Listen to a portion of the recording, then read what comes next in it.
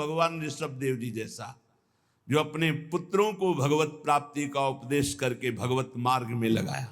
यदि माता हो तो मंदालसा जैसी, अपने पति से कहा था कि मैं शपथ खाती हूं मेरे गर्भ में जो जीव आएगा उसको मुक्त करके छोड़ूंगी।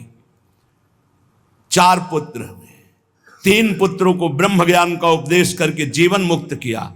पति ने हाथ जोड़ा और कहा, एक पुत्र मुझे राजपद पर बैठने के लिए दे दो, अगर आपने उपदेश किया तो वो भी बैरागी बनकर भगवत प्राप्त हो जाएगा।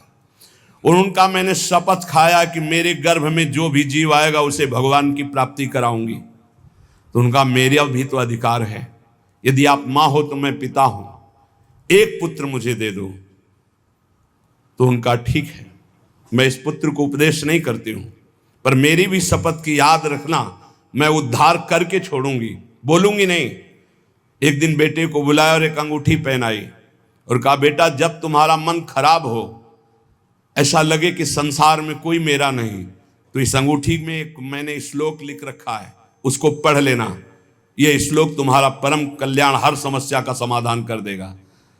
एक दिन राजकाज में जब वो राजा बन गए तो कई विपरीतताएं आती, तो सोचा ऐसी विपरीतताओं में शांति क्यों नहीं है।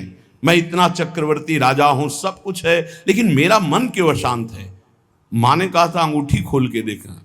जो भी अंगूठी खोला उसमें तू परमात्मा का अंश, परमात्मा स्वरूप है, ये मोहिनी माया तेरे को प्रपंच में फंसा के नष्ट कर देगी। बेटा तो निरंतर अपने आत्म स्वरूप में स्थित हो जा, बस जीवन मुक्त महापुरुष। श्री भगवत रसिक जी कह रहे हैं, अगर पिता हो तो ऋषभ देव जैसा 100 पुत्रों को भगवत प्राप्त महात्मा बनाने का उपदेश किया। माता हो तो मंदालसा जैसी, जो अपने पुत्रों को जीवन मुक्त परमहंस बना दिया।